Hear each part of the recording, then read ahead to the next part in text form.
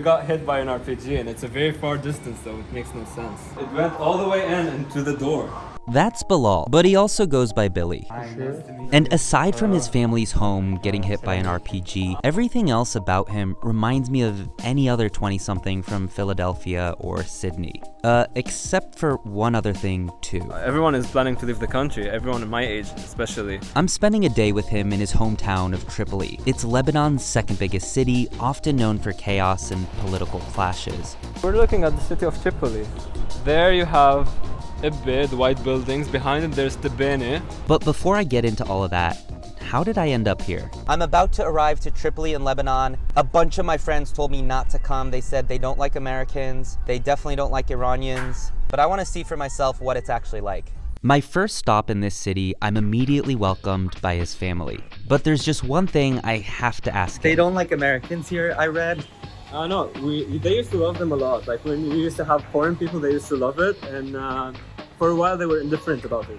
But right now, it's more like they don't like anyone from the outside who's like trying to corrupt our country, because they think most of the people from the outside are corruption or somehow. Things have been relatively quiet, like politically speaking, since 2014, at least in Tripoli. How does that make you feel? Better, you know? You're not worried about another RPG hitting the house, for example.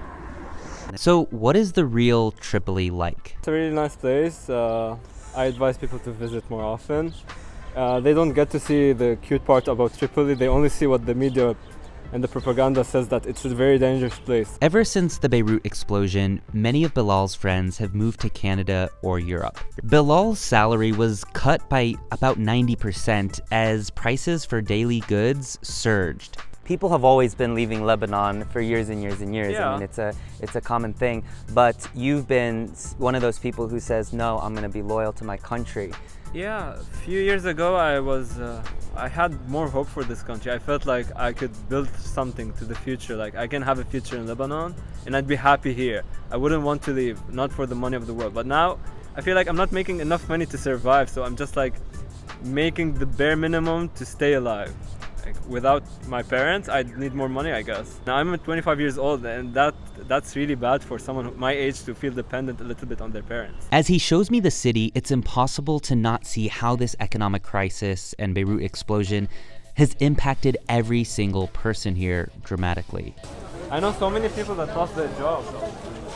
Really? Yeah.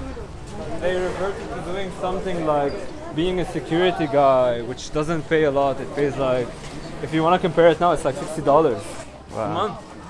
$60 a month.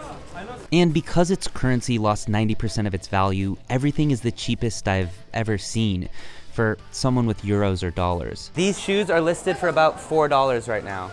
But aside from all of that, he shows me some of the unique things the city has to offer. This castle is massively huge. We already got lost once or twice in here. There are so many different paths up and down. And we just found this random staircase that went at least 3 stories down. And we actually had to stop. We didn't know where it led. But there's something very important to note about this place. This place has bars and pubs. Yeah. I will show you around, but they are mostly closed around. Is it more of a Christian district historically? Yes, mostly they're Orthodox here. That's delicious. So we just crossed, we didn't even look where we're going. We just crossed the street without even looking up. I was literally looking at my phone, but we're alive. Yeah. Do you still have hope? Do you think things could get better here? As in the economy, I don't think so, not anytime soon. Maybe in 5-10 years, but the way it is going on, I don't think they're gonna fix the country anytime soon. It's clear that Bilal loves Lebanon. It's in his voice, it's in his hospitality. But what's kind of crazy to me is this. He grew up with violence. I used to sleep on the sound of explosions. But even when an actual RPG blew through his house, that never made him want to leave. Hearing 15 bombs per minute maybe, and it used to be like a melody to my ears because of how used to it I was at the time. But now, with his country's economy in free fall, he can't get a decent salary for his work. So what other choice does he have?